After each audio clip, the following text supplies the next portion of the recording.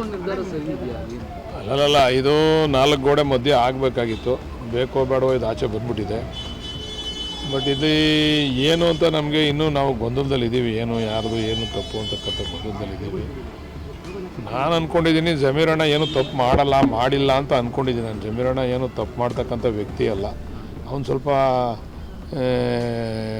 ಎಮೋಷನಲ್ಲಾಗಿ ಮಾತಾಡ್ತಾನೆ, ಅಷ್ಟು ಬಿಟ್ಟರೆ ಪಕ್ಷಕ್ಕೆ ಹಾನಿ ಆಗ್ತಕ್ಕಂಥ ವಿಚಾರಗಳೆಲ್ಲೂ ಕೂಡ ಅವ್ನು ಚರ್ಚೆ ಮಾಡಿಲ್ಲ ಅಂತ ಅಂದ್ಕೊಂಡಿದ್ದೀನಿ ನಾನು. ಅದು ನನಗೆ ಗೊತ್ತಿಲ್ಲ, ಸರಿಯಾಗಿ ವಿಚಾರ ಗೊತ್ತಿಲ್ಲ.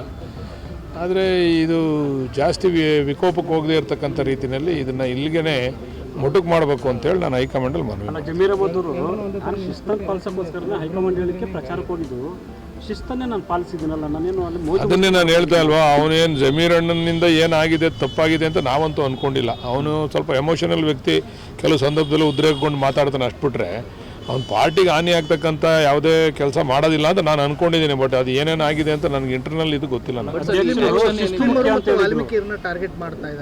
ಯಾರನ್ನೂ ಟಾರ್ಗೆಟ್ ಅಲ್ಲ ರೀ. ನಾನು ಆಗಲೇ ನೆನ್ನೆನೂ ಹೇಳಿದ್ದೀನಿ, ಪಕ್ಷಕ್ಕೆ ವಿರೋಧವಾಗಿ ಯಾರು ಕೆಲಸ ಮಾಡಿದ್ರು ಅವ್ರು ಟಾರ್ಗೆಟ್ ಆಗ್ತಾರೆ.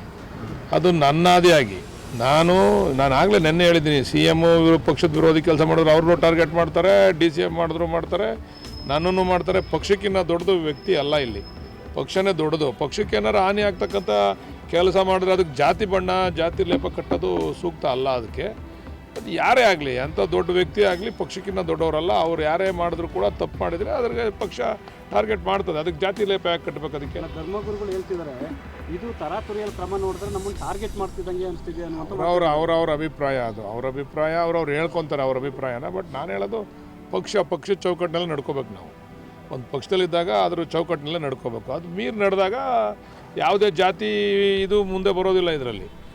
ಇದರಲ್ಲಿ ಜಾತಿ ಪ್ರಶ್ನೆ ಎತ್ತೋದು ಸೂಕ್ತ ಅಲ್ಲ ಅಂತ ನನ್ನ ಅಭಿಪ್ರಾಯ.